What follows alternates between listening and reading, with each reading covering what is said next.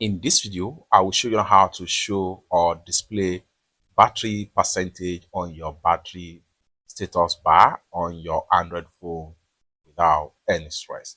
Let me show you how. Very first thing you want to do is to go ahead and open up your Android phone settings. So go ahead and open up your settings right here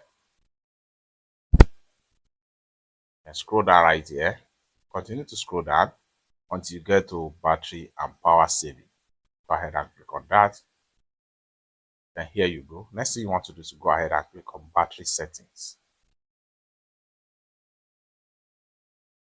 What you need to do right here is to go ahead and click on here to turn on this button.